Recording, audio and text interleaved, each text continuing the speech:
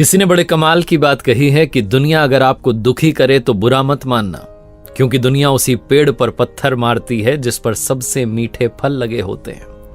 नमस्ते दोस्तों, मैं हूं आरजे कार्तिक। एक बड़ी छोटी सी कहानी एक भक्त की। गांव में रहते थे। उनसे जब भी कोई पूछता था क्या हाल चाल है, तो हमेशा कहते थे ठाकुर जी जाने, मेरे हाल तो वही जानते हैं। ठाकुर जी का बड़ा छोटा सा उस गांव में मंदिर था। ये जो भक्त थे, इनके परिवार में इनकी एक बिटिया थी, 2 बेटे थे। जब बिटिया की शादी की बात आई तो पैसा चाहिए था, पैसे नहीं थे घर में, तो उधार लेने के लिए गांव के सेठ जी के पास गए और पैसा लेकर के आ गए। धूमधाम से बिटिया की शादी की। कुछ साल बीते, इनके बच्चे जो हैं नौकरी करने के लायक हुए, नौकरी करने लगे शहरों में, तो पैसा आने लगा। तो बच्चों ने कहा पापा आप जाकर के सारा पैसा चुका दो सेठ जी का। तो एक दिन सारा पैसा लेकर के गए और सेठ जी को कहा कि आपका सारा पैसा, ब्याज और मूलधन सब आपको मैं लौटा रहा हूं। सेठ जी ने एक पर्ची में लिख दिया कि आपका सारा पैसा मुझे प्राप्त हो चुका है। पर्ची इनको दे दी। जब इन्होंने पर्ची ली तो ये पर्ची को देखते रहे। तो सेठ जी ने कहा ढंग से देख लो, पढ़ लो भाई, मैंने लिख दिया है सब कुछ। तो उन्होंने कहा साहब मुझे पढ़ना नहीं आता, मैं तो अनपढ़ हूं, आपने लिख दिया तो सही लिखा होगा। सेठ जी के दिमाग में एक शातिर आइडिया आया। उन्होंने कहा एक बार पर्ची वापस देना, मुझे साइन करने, हस्ताक्षर रह गए। सेठ जी ने पर्ची वापस ली और अब की बार नई पर्ची बना करके पर्ची पलट दी। उसमें लिख दिया कि पैसे अभी बाकी हैं। 2-3 महीने के बाद में सेठ जी फिर से इनके घर पर आ धमके और कहने लगे कि साहब पैसे लाओ, पैसे तो बकाया है।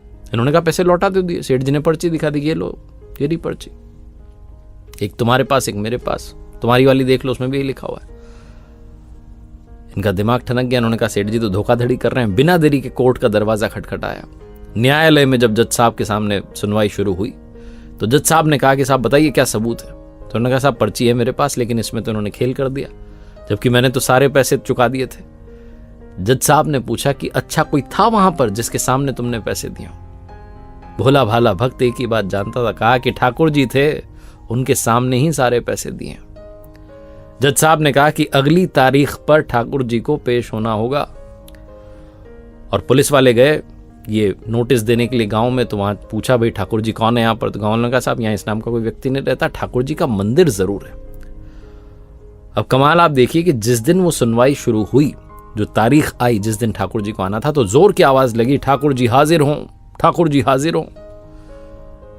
कोर्ट रूम में एक बूढ़े व्यक्ति चल करके आते हैं, माथे पर चंदन का तिलक लगा हुआ है, आकर के कटघरे में खड़े हो जाते हैं और जज साहब पूछते हैं क्या नाम है? कहते हैं मेरा नाम ठाकुर जी है।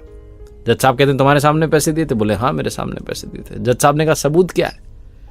तो उन बूढ़े महात्मा ने, बाबा जी ने कहा कि काम कीजिए, सेठ जी को यहीं बैठा के रखिए और इनके घर पर किसी को भेजिए।